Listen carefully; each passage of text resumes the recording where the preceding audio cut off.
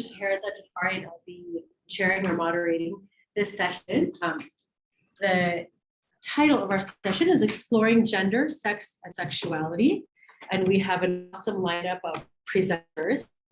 We'll have 4 presenters, and everyone will speak actually in the order listed in the program, and then we'll have time at the end for question and answer with everyone. I'm really looking forward to hear from you. So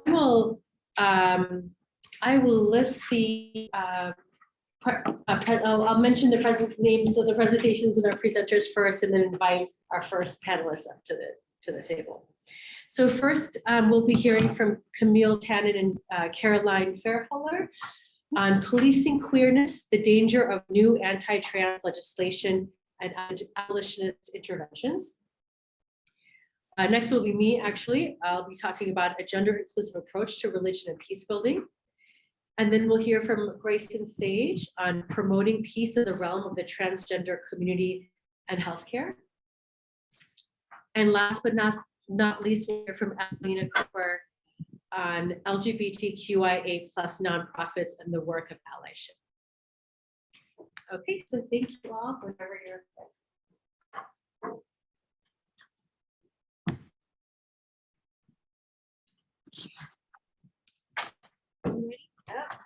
Is the timer ready? Yes.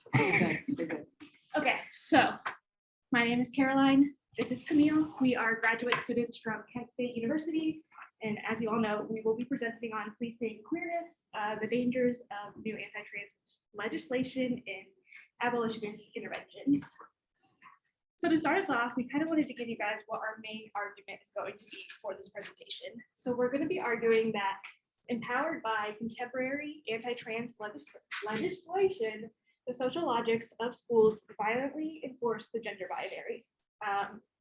Abolitionist interventions are then necessary to build a world where people can grow into their authentic selves. And then the outline of our presentation is going to follow this argument. So I'm going to start talking about anti-trans legislation and why we chose schools, and then pass it to Camille to talk more about schools and abolitionist interventions. So to start us off, anti-trans legislation is a global phenomenon. We're seeing legislation across the world. For the sake of this presentation, we're focusing on the United States context.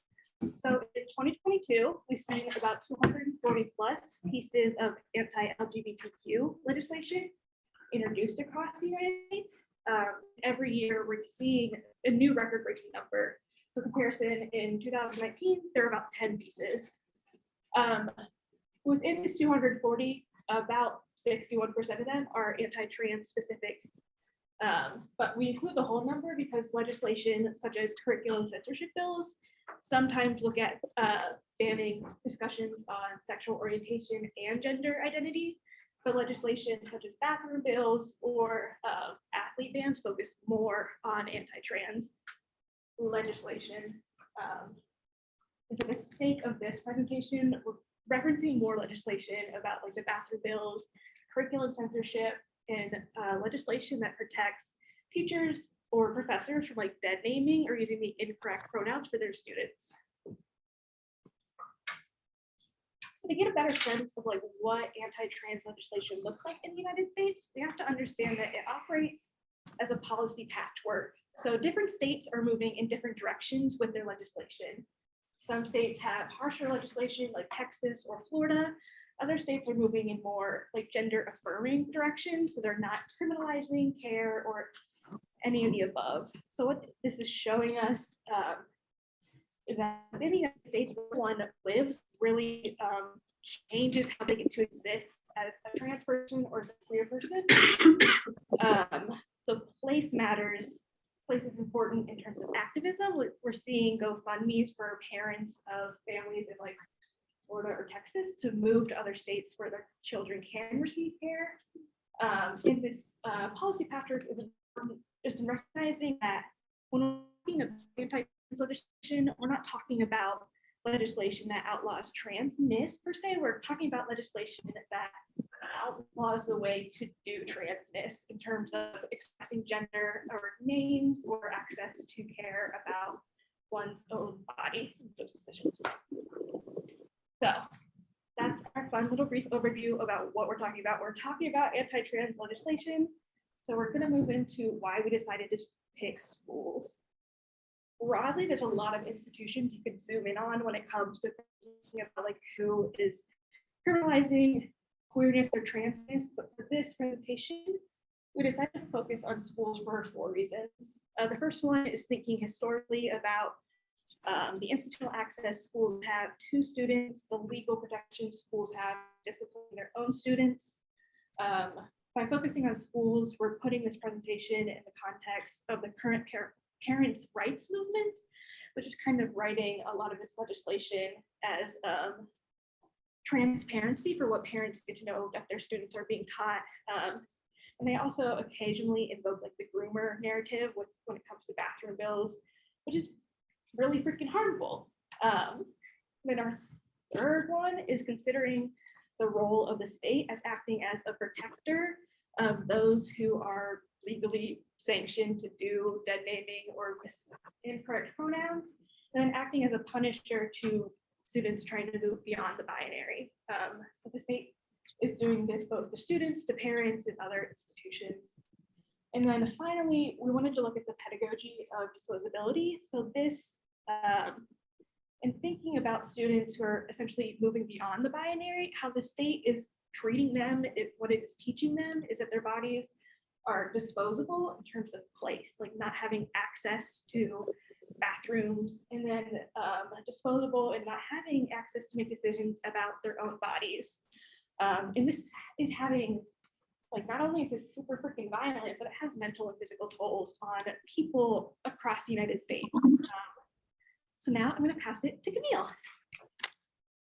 So when we're talking about schools as a place that violence happens, the social control happens, we can't not talk about the school to prison pipeline, which is tying school discipline to the formal criminal justice system. And this disproportionately affects not only our queer students, but also our Black, Brown, and Indigenous students and our neurodivergent students specifically, who are disciplined at higher rates. A big, I guess, tactic, so to speak, of the school to prison pipeline is bringing police into school. So having school resource officers as whose only job or primary job is to be within one campus or multiple campuses at like the primary and secondary level. And the reason that, one of the main reasons I wanted to bring this in is because we've actually seen some pretty impressive movement against the school to prison pipeline, while we're also seeing anti-trans legislation have the potential to expand it to reach more students. So because of the police-free schools movement, and specifically following the uprisings after the murder of George Floyd, we've seen youth and high school students and younger organize and lobby their school board to remove school resource officers. I'm proud to say that both of the Twin Cities where I'm from have removed school resource officers because of the activism of students, and so have Denver, Seattle, and Portland. But there's concern about the anti-trans legislation kind of expanding what is disciplined and how that discipline looks.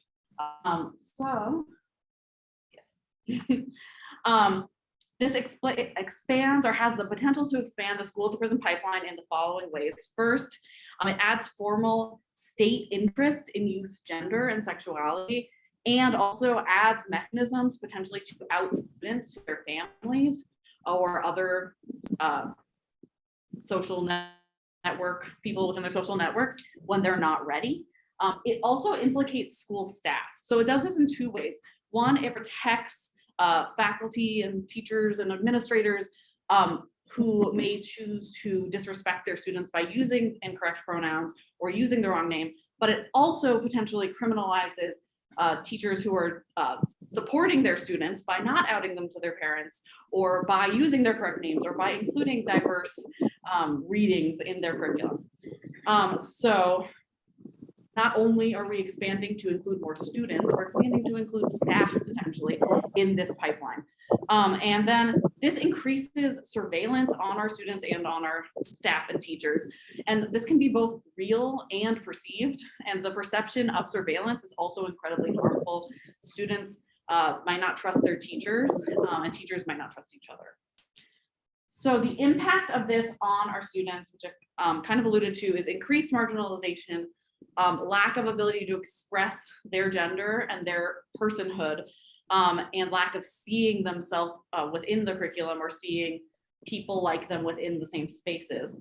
Also, it can increase family stress, especially if with mandatory reporter laws, we're pushing teachers to out their students to their families, and that the stress that can cause to a family, especially if a student isn't ready to be out.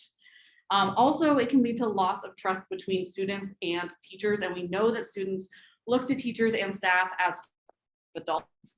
And if we lose that trust, some of our students won't have access to a trusted adult. It also impacts our school staff and our teachers, loss of trust in each other, in their colleagues, and that causes a lot of stress within the professional ecosystem itself, and potentially could lead to even less collaboration than already exists. Yeah, let's move to the next one that I dropped my note card for, but that's fine.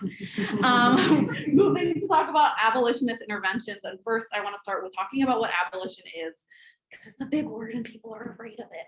But basically framing abolition as visionary,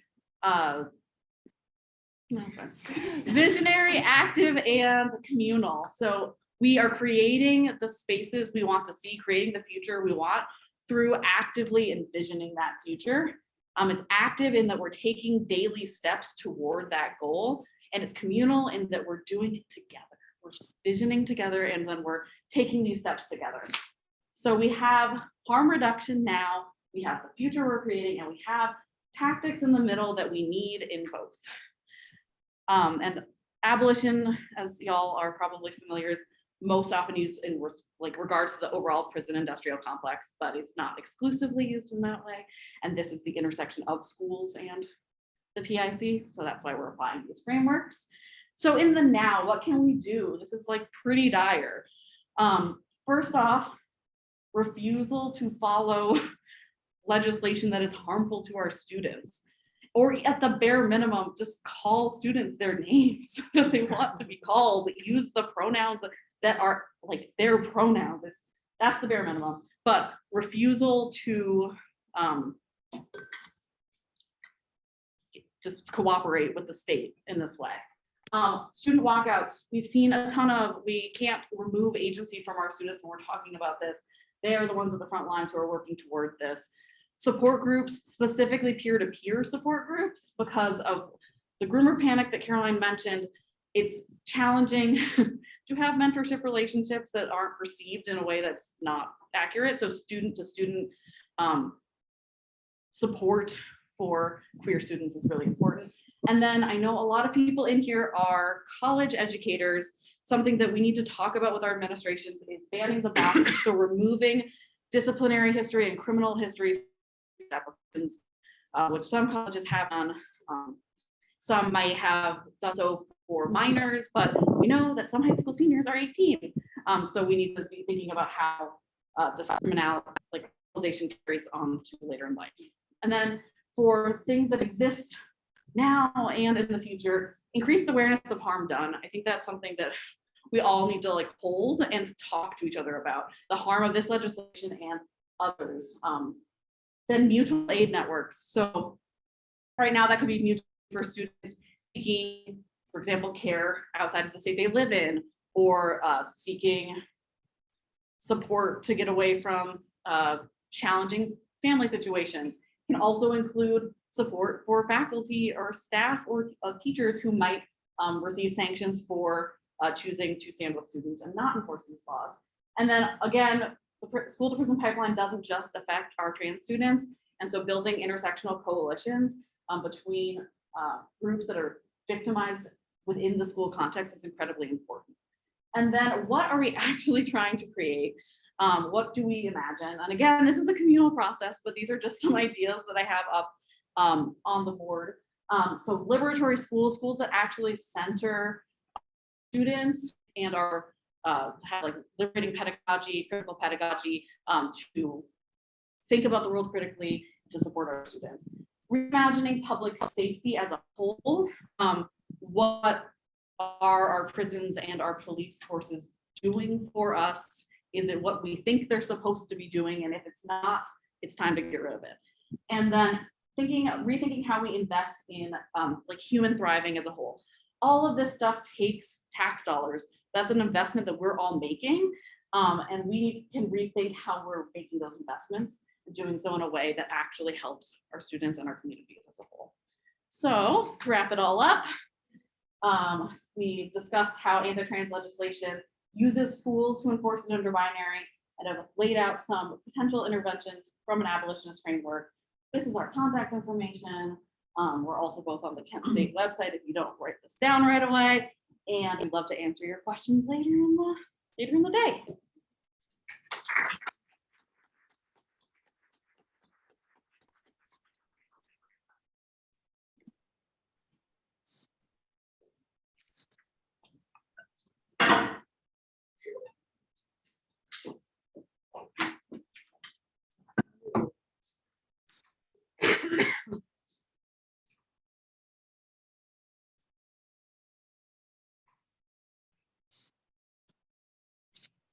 Okay, thank you both. That was excellent. So let me set my timer.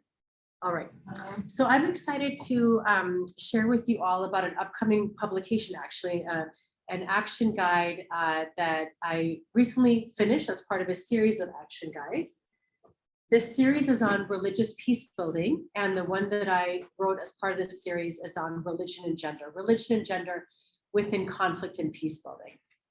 And actually, I feel like I need to just put out this disclaimer that I recently had COVID and I'm still kind of like feeling the brain fog and fatigue. So I just hope that what I say makes sense. Like I was trying to review my notes and my head's like, anyway, so I'm just letting you all know where I'm at. So these have actually been years in the making. I'm so excited that we're near the end. The final one, the one that I was on religion and gender, and it's going to be out in just a couple of weeks. They're being published by U.S. Institute of Peace, but it's been a very collaborative effort with practitioners and organizations from around the world, and specifically working in partnership with the Network for Traditional Religious Peacemakers and the Salam Institute for Peace and Justice.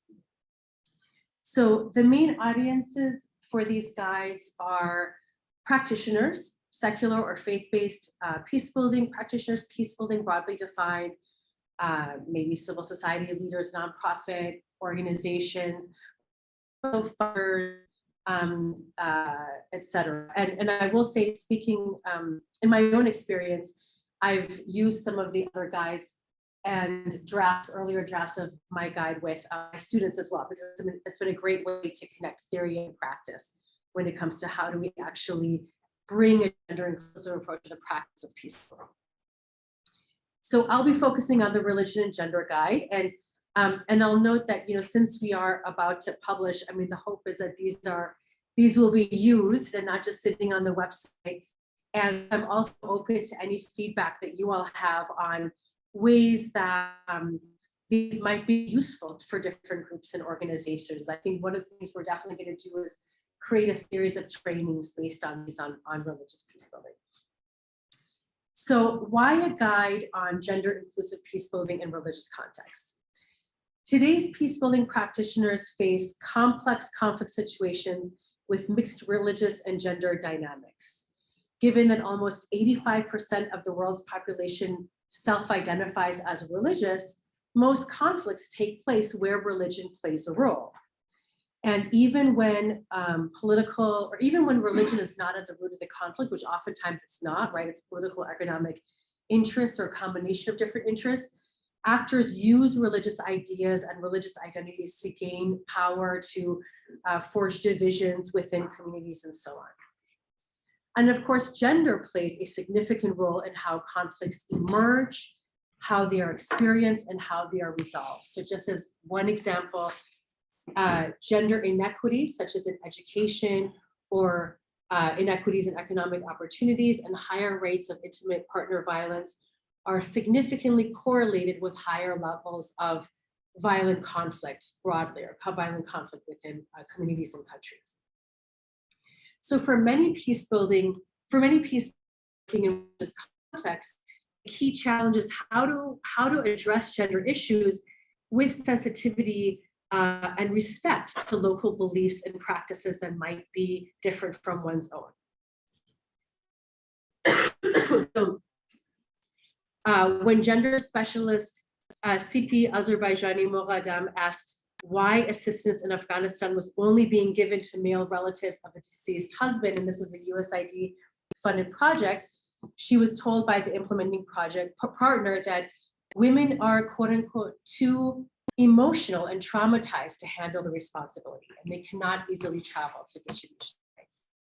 Other heard excuses and rationales for excluding gender issues include, gender is too sensitive. If we address it, we're going to risk alienating or offending our local partners. After we end this foreign occupation, after we address X, Y, and Z, then we'll get to gender. Homosexuality is a Western idea being forced on our religious and cultural values, or that's just how men are. We can't expect them to behave otherwise in response to positive masculinities programs. These are common. I hear them all the time myself. I don't know if you all have been following the situation in Iran, the uprisings in Iran. So my family is actually Iranian.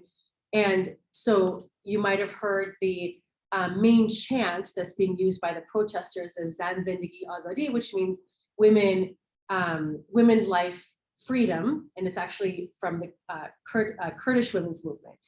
And so one of my cousin said that, yeah, of course, we got to put women in the front.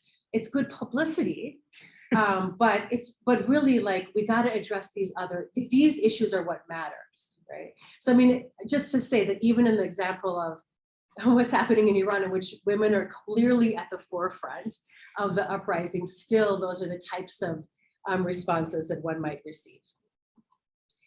So, okay. So in the guide, first, I defined what is a gender inclusive approach and what are the key considerations in taking such an approach within religious contexts and with religious actors. And then I turned to three key questions: how to support and advance the work of those who have been excluded based on gender, and particularly in this case, faith-based women and gender and sexual minorities; how to transform harmful masculinities and confront sexual and gender-based violence; and how to deal with resistance, which is inevitable in this type of work, including through forging effective strategic partnerships. So the focus is not to provide specific directions for how to do this within a particular religious context, but really to provide guidance, providing, there are a lot of like reflection questions and exercises and examples to help the reader move beyond ultimately assumptions about people's religious and gendered experiences and toward more responsive and inclusive interventions. And I want to just quickly pause and note that all of us who have been collaborating on all the guides had a ton of conversations on the terms that we're using, as you can imagine, right? Because religion and gender in particular are so sensitive.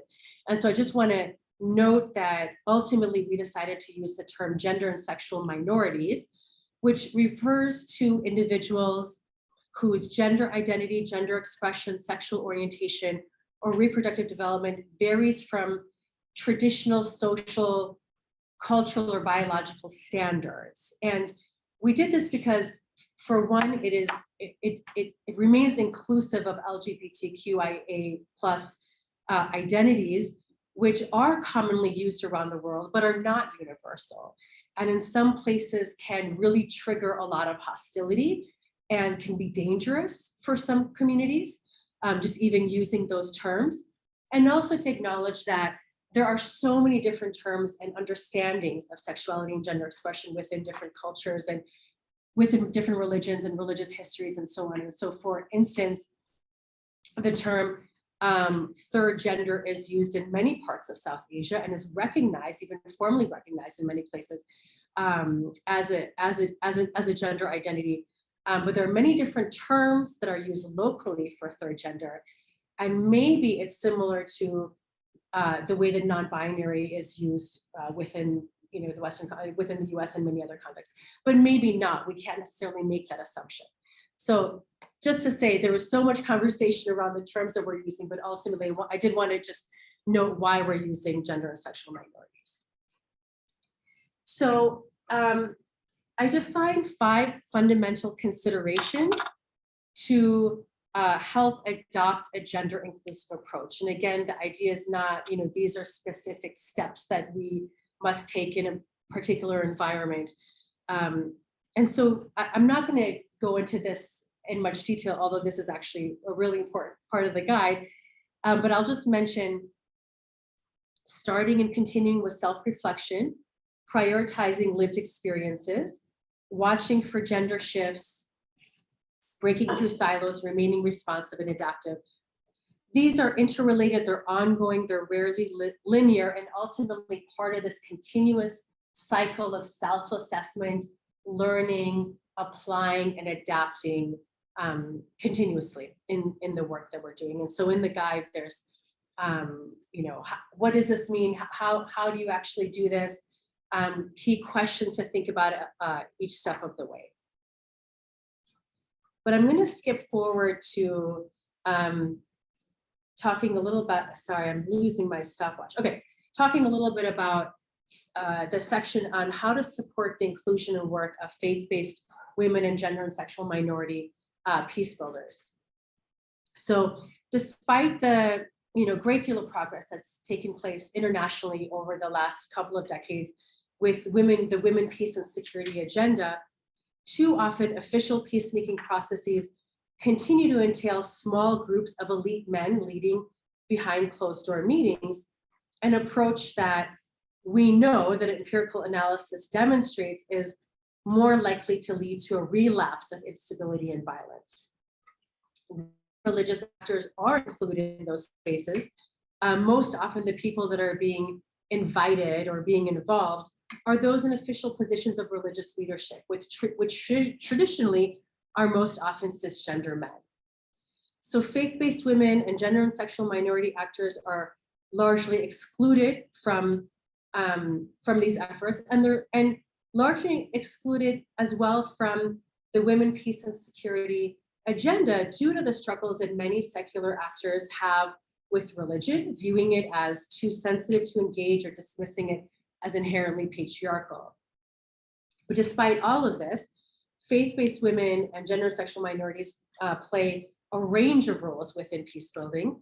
Their religious and gender identities afford them a unique understanding of the conflict situation and the needs and the vulnerabilities of the local community. And so I go through a number of different examples and strategies that they use, but I want to talk about one theme that emerges in looking at these various examples across different contexts.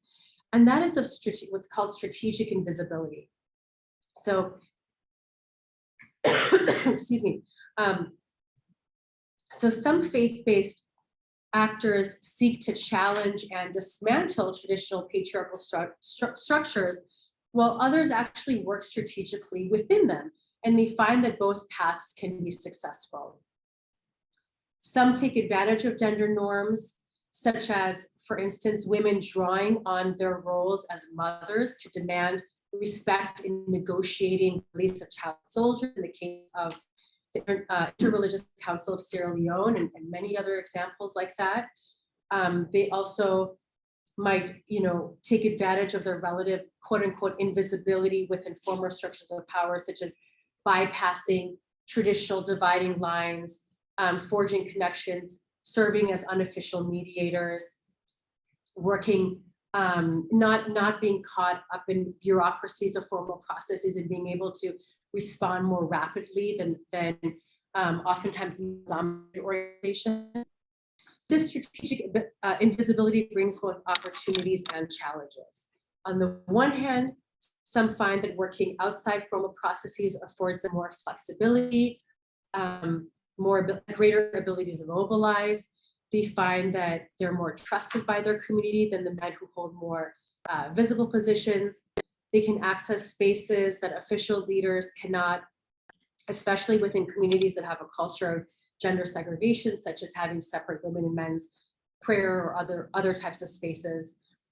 And also some prefer more informal or less public roles because they take pride in maintaining traditional norms and values.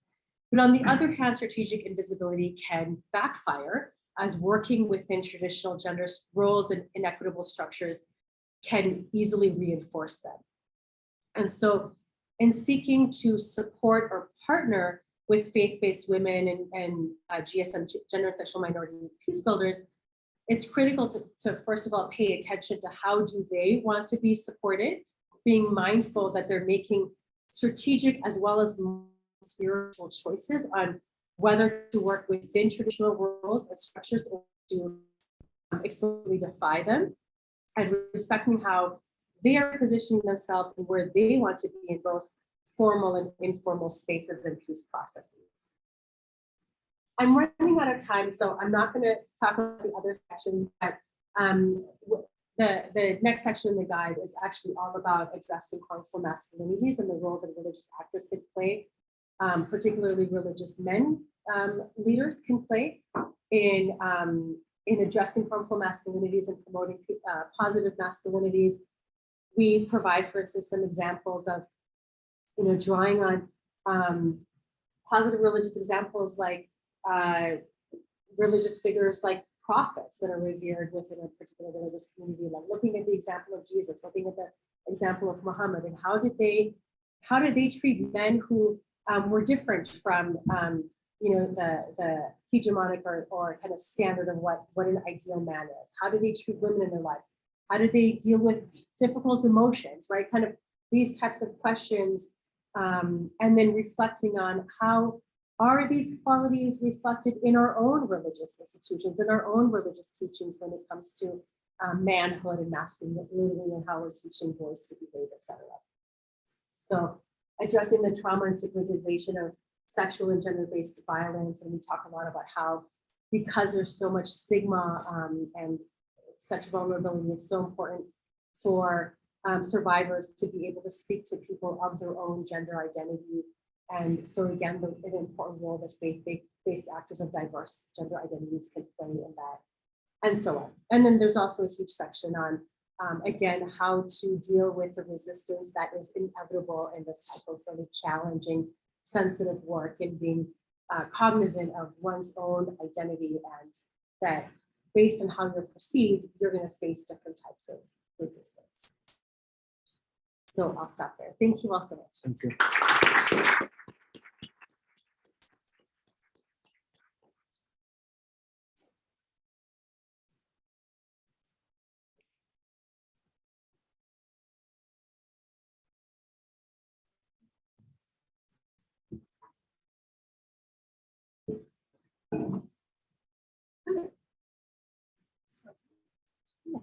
So to get started, my name is Bryson Safe. I'm a student here at the University of Mount Union.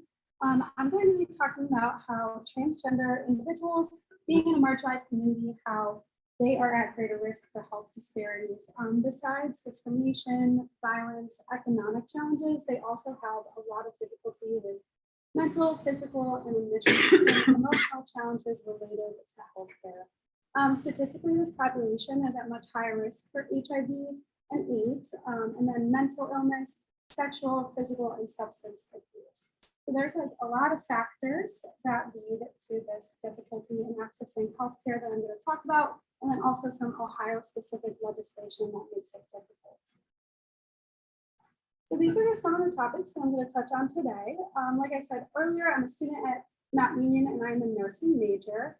Along with nursing, I have a minor in peacebuilding and social justice. At the university, nursing majors aren't required to have a minor, but it's something I'm really passionate about, so I'm excited to talk about that with you today and just kind of connect my major and minor in a way that I don't understand. So I don't personally feel like I've been educated enough on the topic of transgender healthcare. I identify as cisgender, but I can understand and know that the transgender population is very prominent in diverse treatment at the level of every standard of any person or patient that we might treat. And one day I will be firsthand taking care of patients of different cultures and genders. So I think it's really important to know how to treat for all of these different populations. So I think the root of a lot of these difficulties comes from the understanding of what the transgender population looks like. So someone who's transgender is described as one whose gender identity or gender expression differs from the sex they were assigned at birth. So this can follow under a multitude of terms, so a transgender person, trans man, trans woman, non-binary, etc. And because of different religious and moral beliefs, there are constantly people who dehumanize this population, believing that their identities are not valid. So this in turn starts all of the problems that creates their difficulty in accessing healthcare. And when your identity is not seen as valid, your needs or wants won't be a priority as either. So these are just some of the risk factors. There's a ton of them, but these are just some that I found all from the Trevor Project. There's a lot of statistics about this population. Nearly 1 in 5 transgender and non-binary youth have attempted suicide. 35% of transgender youth reported that they have been harmed due to their gender identity. Within the topic of health, transgender people are 49 times more likely to have HIV and AIDS compared to the general population. 19% of transgender adolescents have reported sexual abuse. 71% of transgender youth have reported that they have experienced some type of discrimination due to their gender identity. And 60% of LGBTQ youth in general have wanted mental health care and were unable to access this. So because of all of this, it's clear that there are a lot of problems that need a lot of really intense solutions.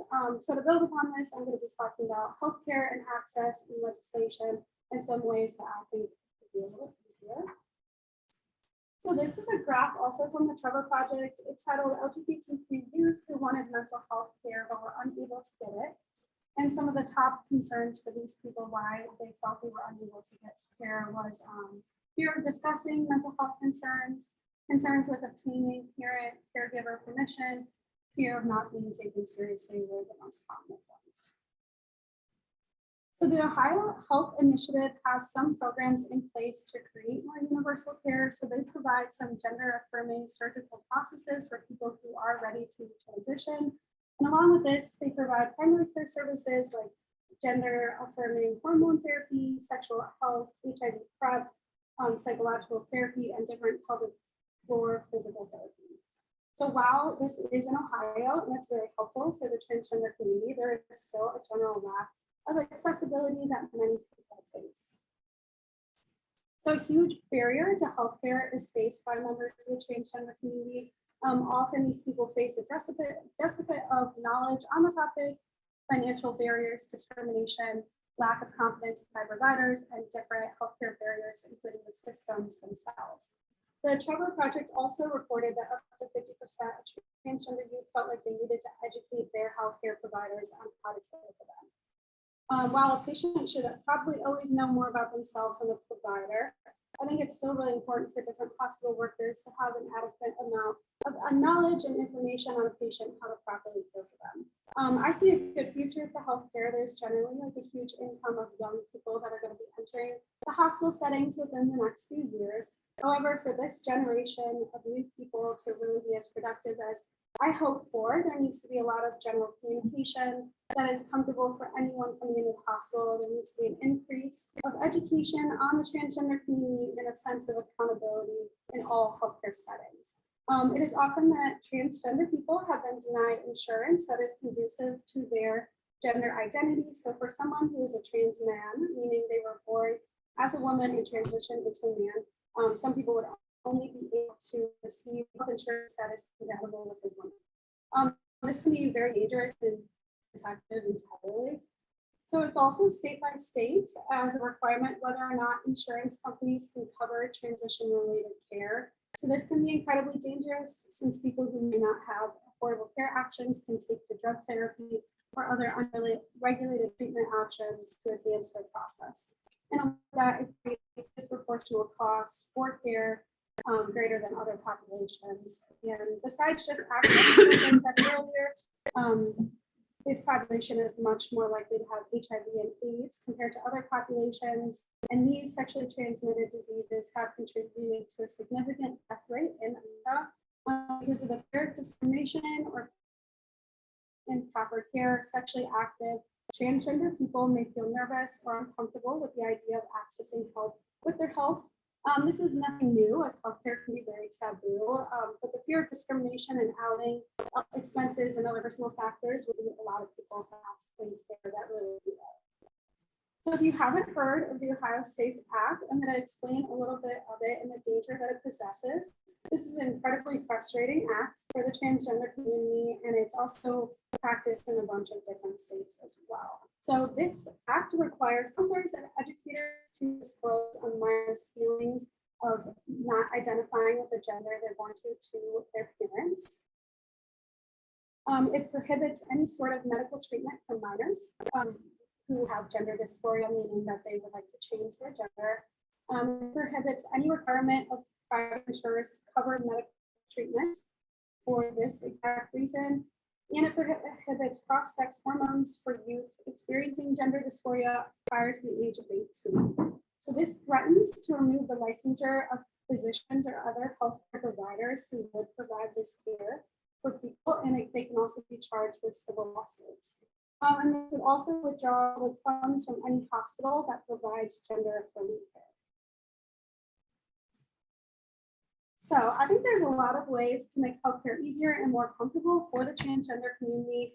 From the Trevor Project as well, 87% of LGBTQ+ youth have reported that seeing representation in movies and TV shows have made them feel a lot better about being themselves. There's a huge impact on mental health that comes from representation. This can be integrated in the hospital settings in many ways. Hospital settings can be inclusive to all genders, especially when asking introductory questions during a patient's admission. And besides just the setting, there could be a lot done by the actual staffing. When it comes to nursing care, I have a lot of opinion on the topic. In personal experience, I've been in nursing school for over 2 years, and I've only had one class period spent talking about the care of the LGBTQ+ population. Within this lecture, there were several miscommunications and misconceptions about the community entirely that a lot of my classmates would have known without other education and research. This isn't meant to like bash my school or my friends. I go here. But this is super common and it happens in like a lot of schools. It's meant more to just be like a wake-up call for all educators who will be teaching people how to treat for other people. I mean, I was taught by a straight man this lesson, and I just feel like it's really hard when you aren't learning this material from someone who's actually part of the community.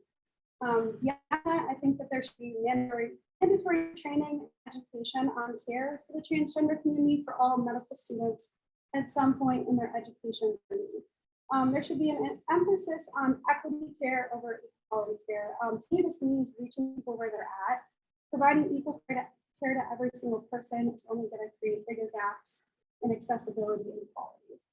There should be constant training opportunities and required orientations for new hires in medical facilities, as well as annual follow-up training for other employees with any new information, technology, or just anything that would make better overall care for every single patient we see. Along with this, asking questions that would never assume someone's gender identity when a patient first comes into a facility. Whether whatever is put into their chart is usually what you honor, but if someone asks you to change what's in their chart or the pronouns that you use, you should obviously comply.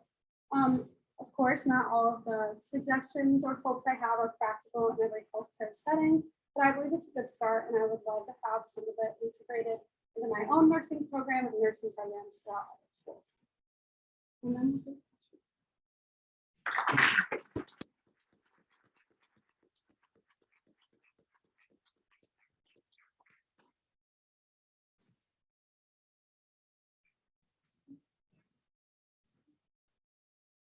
So patients with me for a moment while I download my presentation. I uploaded the. If you want to have a snap to it, I'll do it.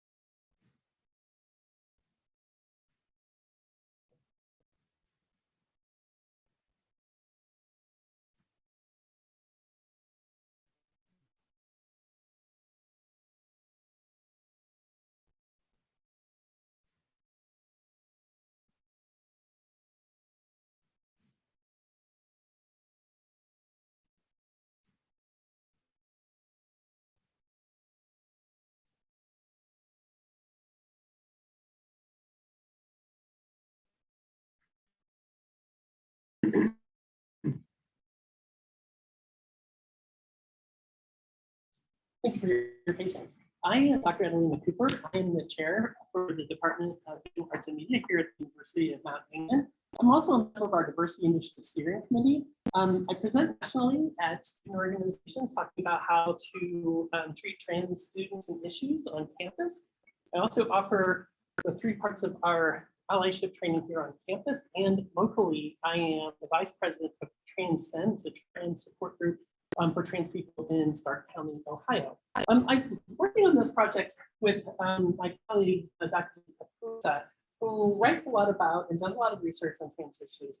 And we started having this conversation. We're very interested about allyship and what is the role of allyship? What are the expectations for allyship, and what do the national organizations say about that? So we started coming up with some of these questions, right? We started asking these questions. So diversity, equity, inclusion, and belonging are big issues, especially in college campuses right now. Also, we're having these conversations nationally in other organizations. So we started asking this question, what is the role of allies? That's kind of our big question. What does it mean to be an ally? And who gets to decide what that role should be? And then finally, what's the best way to do the work of allyship? I've started really personally having an interest in this because of our first presenters talking about sort of all this legislation against trans youth and the voices that we're hearing at the state houses when they're having these hearings, and who are the people with those voices and who are speaking out. You know, LBGTQIA populations, and especially trans populations, are small, right? And so we would hope to expect that large populations of allies would be able to lend their voice and their political capital to speaking out against some of the issues that are faced by the LGBTQIA+ community. So, you know, we started having this conversation, and we started thinking about what role do these organizations, especially at the national level, play. At the local level, they're very rooted in political action. And what I mean by political action, political voice and political capital, it really ranges from sort of the very minimal thing is that you're sitting in front of your computer on Facebook and you like a post, right? And you share a post from a national organization, all the way up to protesting, right? Or donating money or volunteering. So there's different levels of political capital that you can spend supporting an organization. And this isn't just for allyship, this really is about any social media organization, right? There's sort of this idea of political capital. What does that mean and how do we spend it? So what is the effectiveness of these organizations? How do they meet the needs of the community? What are the lessons learned and how are they applied? So this is sort of just some of the area in which we're thinking about studying and asking these questions. So as I was talking about, pardon me, there are several ways in which allyship can constitute a variety of communication behaviors. You know, I'm a media professor, Dr. Capuzza is a rhetoric professor, communication professor. So we are thinking about this from sort of that communication and that rhetoric perspective. So we're looking at sort of the messages that are communicated through social media, through guidebooks, through websites from these national organizations. So there's a recognition need to add voice to this conversation, obviously from these national organizations, that's important. What are some of the things that organizations can do and are doing? So listening is important, protesting social injustices becomes important, and then arguing on behalf of social change. So this is some of the needs that we're having, right? So effective allies are already doing this. When necessary, effective allies are doing a couple of other things as well. Leveraging the power of media, raising social awareness, volunteering, as I mentioned, organizing campaigns, signing petitions. So these are the levels of different political capital that you can spend as an ally on behalf of LGBTQIA folks. There are some challenges here too, right? What role do allies take, and what are some of the challenges that we have with allies? So part of the issue, if you're not a member of this community, right, is this lack of an understanding of structural discrimination and intersectionality. The idea that you're speaking for somebody else, right, that can be a challenge. Avoiding risk, failing to take criticism. Allies can get very challenged if someone's criticizing them. And then maybe neglecting to listen and learn. Those could be some of the other issues that can come up when we're thinking about allies. Give me a moment here to read this. I don't think you're used to it.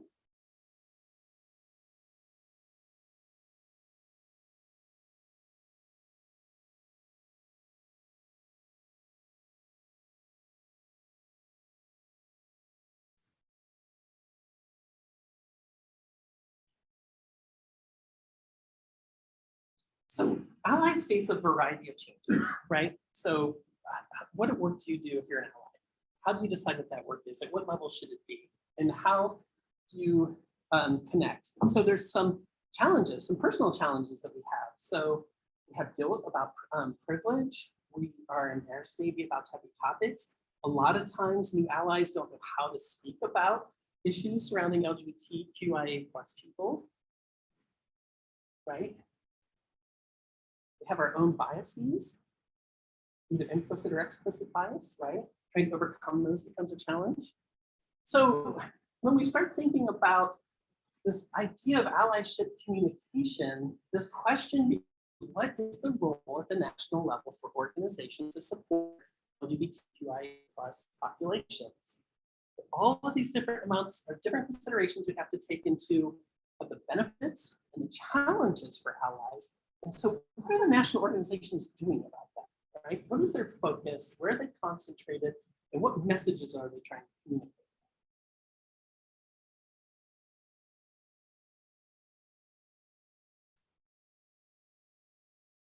Sometimes allyship work can stand in the way of making a change, progressive change at the national level or even the local level, right?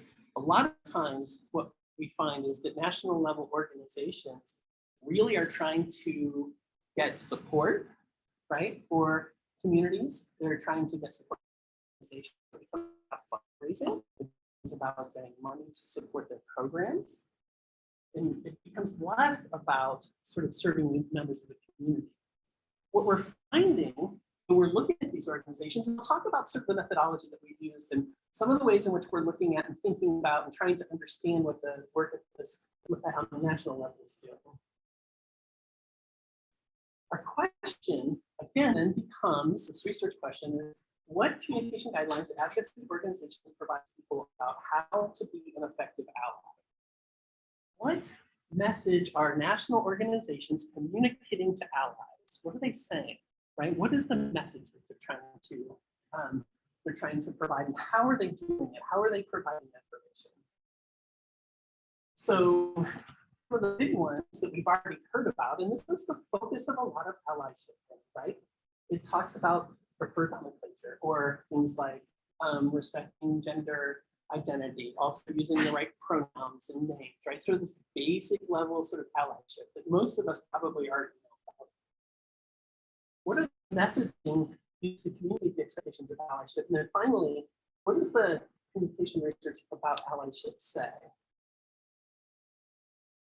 So we identified 12 national organizations, right, that had digital publications authored by each organization on the topic of allyship. We examined each advocacy organization's website for messaging regarding allyship. We looked at 12 websites and 20 different guides. So we looked at a thematic use of thematic analysis, identify the types of content advocacy organizations generated about allyship on their website and in their guides. I apologize. This is the older draft of this presentation, which I thought I had changed really quick before I start this presentation. So there's some numbers in here. So let me see if I can pull this off. Of the 14 advocacy organizations, 12 provided digital guides for allyship. Okay, that hashtag is 12. HRC and GLAAD each provided 4 guides, which is interesting.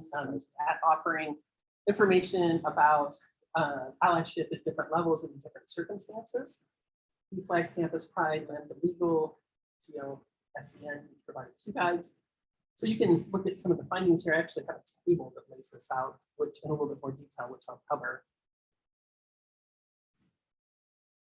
So you can see when I initially talked about this idea, right, of political capital, political activism on the varying levels, so serving on committees, signing up for action alerts, participating in fundraisers, donating money, boycotting, protesting, contacting legislators, signing petitions, attending training sessions, programs, special events, mailing lists, becoming a member. These are all different types of political activism that allies can engage in. And these go beyond sort of just the basic understanding of what we think about allyship. This goes beyond using sort of cis heteronormative voices in support of LGBTQIA members of those communities and helping take action, right, on behalf of those communities.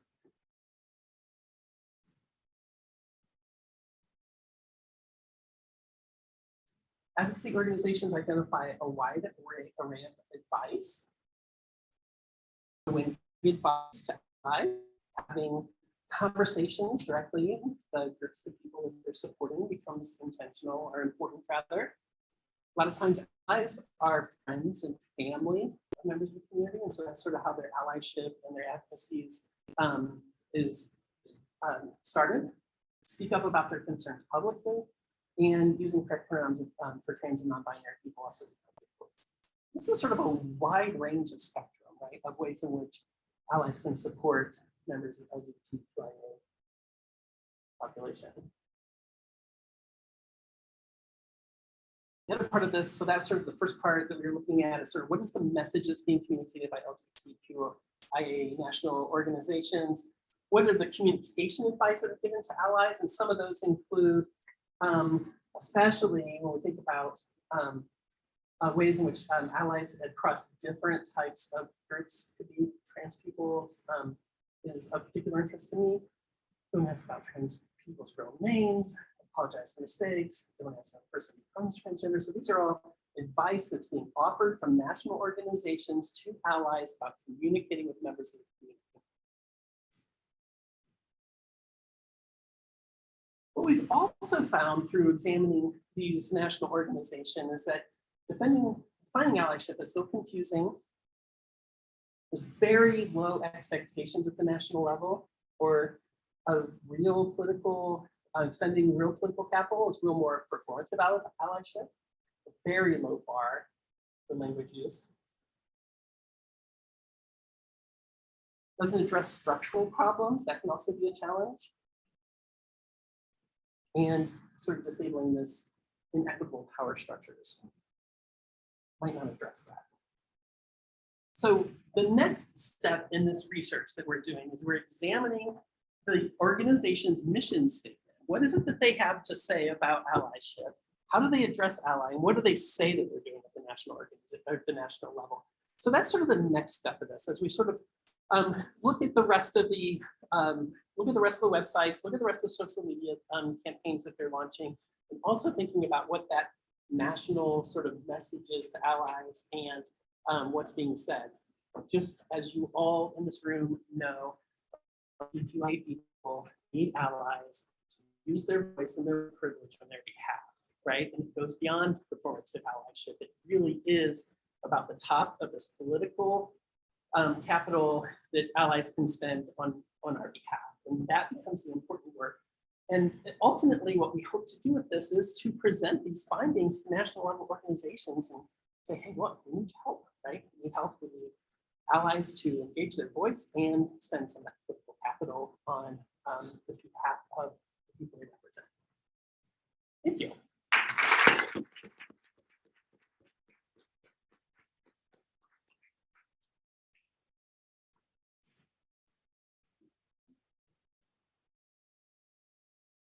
Thank you to all of our presenters, and everyone was so great on time. So we actually have a full half hour for question and answers.